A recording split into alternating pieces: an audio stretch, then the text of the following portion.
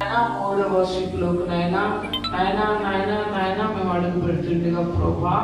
పాటల ద్వారా నీ నామానికి మహిమ రావాలి, పాటల ద్వారా నీ నామము హెచ్చించబడాలి,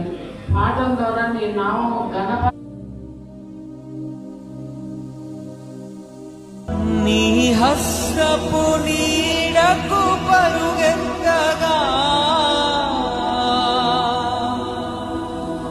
నీ శాశ్వత కృప